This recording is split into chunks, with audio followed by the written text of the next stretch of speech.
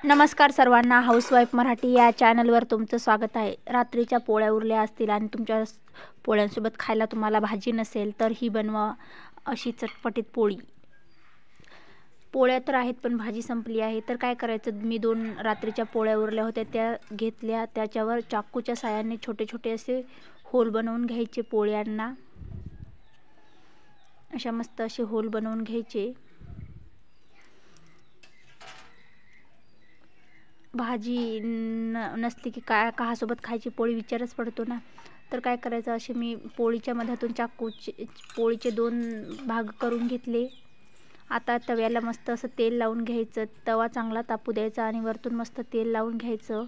आता तेलावरती ही पोळी मस्त अशी कुरकुरीत पोळी भाजून घ्यायची. दोन्ही साईडने तेल लावून घ्यायचं. मस्त असं कुरकुरीत पोळी भाजून घ्यायची.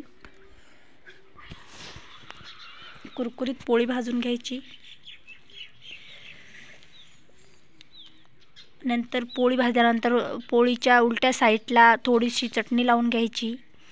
याच्यावर थोडंसं मीठ लावून घ्यायचं. खूप छान होते ही पोळी. नंतर थोडासा चाट मसाला लावून घ्यायचा.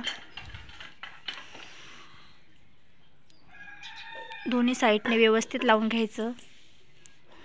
नंतर मी टोमॅटो, कांदा, हिरवी मिरची व्यवस्थित हे सर्व मिक्स करून घेतलं आणि या पोळीवरती आता हे टोमॅटो, कांदा आणि हिरवी मिरची, तुमच्याजवळ कोथिंबीर असली तर तुम्ही कोथिंबीर पण वरतून टाका, शेव असली तर शेव टाका, खूप छान लागते ही.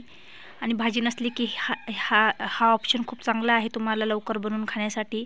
नंतर मी सर्व मिक्स टाकून आता याला 2 मिनटं असंच भाजून घ्यायचं तव्यावरती. खूप टेस्टी रोटी लागते ही आणि खूप छान लागते.